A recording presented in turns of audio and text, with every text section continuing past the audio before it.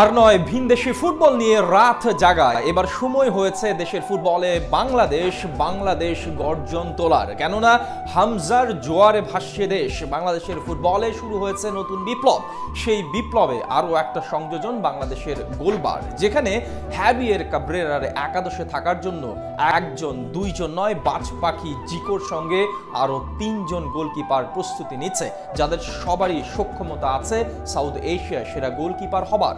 দশকে বাপ চাচাদের মুখে শোনা বাংলার ঐতিহ্যবাহী আবাহনী মোহামেডানের সেই দৌড়ের গল্পগুলো এখনো শরীরে শিহরণ জেগে উঠে বার্সেলোনা রিয়াল মাদ্রিদের জন্য রাত জাগা ছেলেটার। কোথায় হারিয়ে গিয়েছে লাল সবুজের ফুটবলের সেই সোনালী দিনগুলো, সবটাই ঠাঁই মিলেছে রূপকথায়। আফসোস জাগায় আবারও যদি ফিরে আসতো বাংলার ফুটবলের সেই সোনালী দিনগুলো। আর নয় আফসোস, বরং ফিরে আসছে দেশের ফুটবলের সুদিন। ভিনদেশি ফুটবলের রাত জাগা ছেলেটার ব্যস্ততাও বাড়তে চলেছে।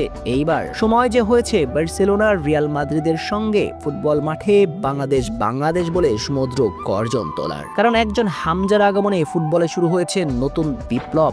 মোদ্দা কথা, বাংলাদেশ ফুটবলের নতুন জাগরণ। সে জাগরণে আরো একটা সংযোজন বাংলাদেশ গোলবার। কারণ বাংলাদেশের ৩ কাঠির নিচে দাঁড়ানোর জন্য যে একজন দুজন নয়, ৪জন গোলকিপার প্রস্তুত। সেই ৪ জনের তালিকার সবার উপরের নামটা আনিসুর রহমান জিকোর। বাংলার বাজপাখি সর্বশেষ সাফ চ্যাম্পিয়নশিপে হয়েছিলেন টুর্নামেন্ট সেরা গোলকিপার। তবে কিছুটা ছন্দ পতন হয়েছে জিকোর। তার জায়গা দখল করে নিয়েছেন হ্যাবিয়ের ক্যাব্রেরার তুরপের তাস মিতুল মার্মা।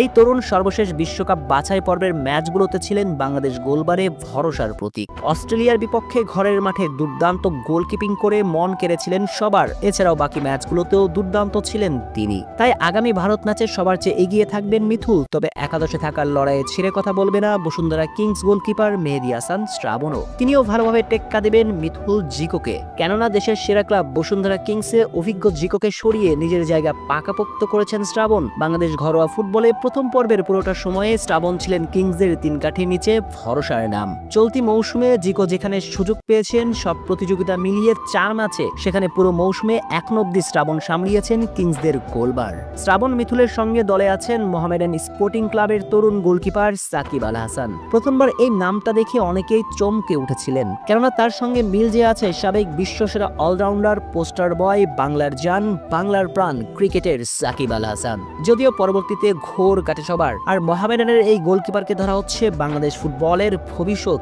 ভারতের বিপক্ষে ম্যাচে তিনিও গোলবারে থাকার জন্য দাবিটা জানিয়ে রাখতে পারেন। সব মিলিয়ে বাংলাদেশ গোলবার নিয়ে মধুর সমস্যায় ক্যাব্রেরা। কাকে রেখে কাকে খেলাবেন সেটা নিয়ে ভেবে দম ফেলার ফুরসত নেই বাংলাদেশ বসের। কেননা বাংলাদেশ সব গোলকিপারের মাঝেই রয়েছে যে দক্ষিণ এশিয়ার সেরা গোলকিপার হবার সামর্থ্য।